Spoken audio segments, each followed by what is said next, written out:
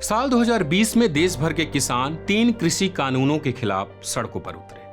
तीनों कृषि कानूनों को वापस लेने के साथ ही किसानों की एक और मांग थी, एमएसपी की गारंटी पर कानून। किसानों ने अपनी मांग को लेकर दिल्ली को एक तरह से लगभग बंद ही कर दिया था। सरकार की जिद 1 साल से ज्यादा आंदोलन चलने के बाद टूटी। प्रधानमंत्री नरेंद्र मोदी ने खुद ही कृषि कानूनों को वापस लेने की घोषणा की। साथ ही एमएसपी को और प्रभावी एवं पारदर्शी बनाने के लिए समिति के गठन की भी घोषणा उन्होंने की थी। आज मैं आपको, पूरे देश को ये बताने आया हूं कि हमने 3 कृषि कानूनों को वापस लेने का, रिपील करने का निर्णय लिया है। एमएसपी को और अधिक प्रभावी और पारदर्शी बनाने के लिए ऐसे सभी विषयों पर भविष्य को ध्यान में रखते हुए निर्णय लेने के लिए एक कमेटी का गठन किया जाएगा। 19 नवंबर 2021 को की गई इस घोषणा के 8 महीने बाद जुलाई 2022 में समिति का गठन हुआ, लेकिन 3 साल गुजर जाने के बाद भी ये समिति अपनी रिपोर्ट तैयार नहीं कर पाई है। समिति के गठन से ही न्यूज लॉन्ड्री इसको फॉलो कर रहा है। इसको लेकर सबसे पहले हमने नवंबर 2023 में सूचना के अधिकार कानून यानी आरटीआई के तहत जानकारी मांगी। हमने समिति की रिपोर्ट, उसकी मीटिंग्स और मीटिंग्स की मिनट को लेकर सवाल किया, जिसके जवाब में बताया गया कि अब तक कुल 6 मीटिंग्स हुई हैं जिनके मिनट उपलब्ध नहीं है। यानी इन मीटिंग्स में क्या चर्चा हुई, इसकी जानकारी सरकार ने दर्ज नहीं की है।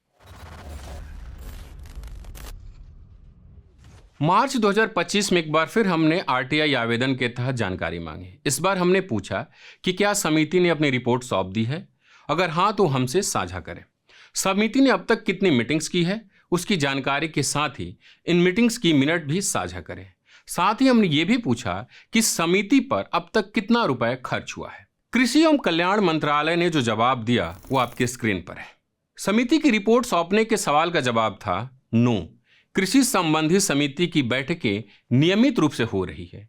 वहीं समिति द्वारा मीटिंग्स की संख्या और उसके मिनट्स के सवाल के जवाब में मंत्रालय ने हमें बताया अब तक मुख्य समिति की कुल 6 बैठकें आयोजित की जा चुकी है।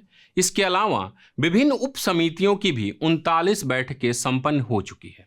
हालांकि पूर्व कृषि सचिव संजय अग्रवाल की अध्यक्षता में आयोजित इन बैठकों का मिनट्स ऑफ मीटिंग्स केंद्रीय जन सूचना अधिकारी यानी सीपीआईओ के पास उपलब्ध नहीं है, क्योंकि इन बैठकों का रिकॉर्ड तैयार ही नहीं किया गया। यानी सरकार कह रही है कि इस मीटिंग्स में जो चर्चा हुई वो उसके पास ही नहीं है, तो कैसे पता चलेगा क्या चर्चा हुई है। वहीं समिति के कामों पर खर्च राशि की जानकारी में हमें बताया गया है कि सीपीआईओ के पास उपलब्ध जानकारी के अनुसार 3 मार्च 2025 तक इस समिति पर कुल 37,94,471 रुपए खर्च हुए हैं। यह खर्च ऑफिस एक्सपेंडिचर में किया गया। जुलाई 2025 में इस समिति के 3 साल पूरे होने के बाद हमने एक और आरटीआई कृषि एवं कल्याण मंत्रालय में फाइल की। हमने वही सवाल दोहराया जो मार्च 2025 में हमने पूछा था। समिति की रिपोर्ट सौंपने के सवाल का जवाब था नहीं। कृषि संबंधी समिति की बैठकें नियमित रूप से आयोजित की जा रही है और अंतिम बैठक 8 जनवरी 2025 को हुई थी। यह जवाब हमें अगस्त 2025 में मिला।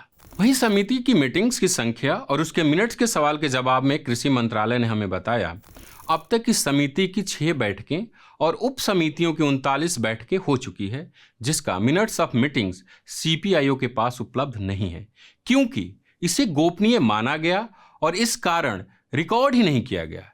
इन बैठकों में सिर्फ समिति के अध्यक्ष और सदस्य ही शामिल होते हैं।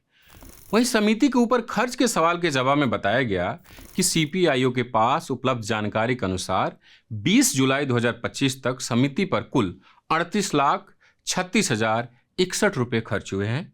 यह खर्च ऑफिस एक्सपेंडिचर पर किया गया। तो आपने देखा कि न्यूज लॉन्ड्री द्वारा अलग अलग समय पर फाइल किए गए आरटीआई में सामने आया कि मुख्य समिति की अब तक सिर्फ 6 मीटिंग्स हुई है।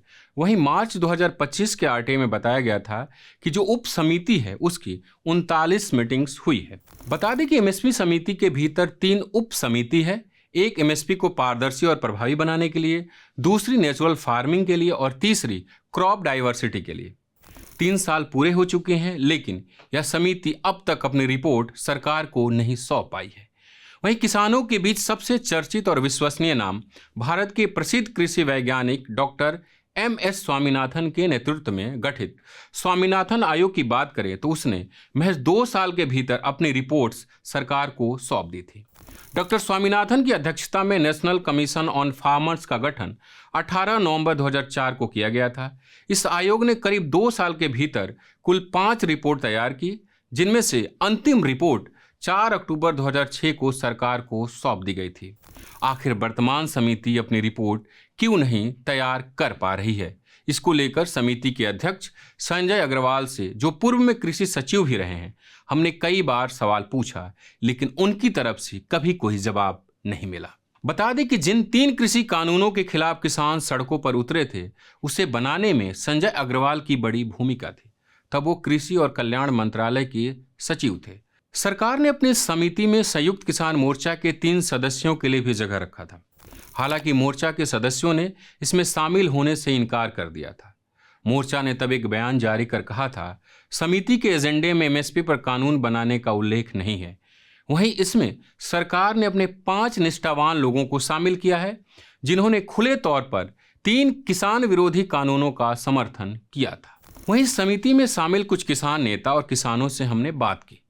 उनका कहना है कि हमसे जो सुझाव मांगा गया था, हमने कब का दे दिया है। रिपोर्ट तैयार करना समिति का काम है, वो जब चाहे करे।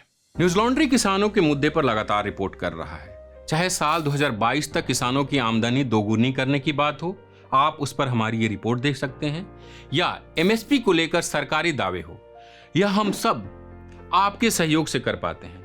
न्यूज लॉन्ड्री को अपना सहयोग बनाए रखें ताकि जरूरी मुद्दों पर स्टोरी की जा सके। न्यूज लॉन्ड्री को सब्सक्राइब करें और गर्व से कहें, आपके खर्च पर आजाद हैं खबरें। पत्रकारिता का नासूर बन चुके विज्ञापन के मॉडल को खारिज करके खबरों की इस दुनिया को बदलिए ताकि पत्रकारिता आपके लिए जवाबदेह बने। newslaundry.com/subscription पर क्लिक कीजिए और अपने मन मुताबिक पेमेंट का विकल्प चुनिए, क्योंकि हमारे सब्सक्राइबर्स का नारा है, मेरे खर्च पर आजाद हैं खबरें।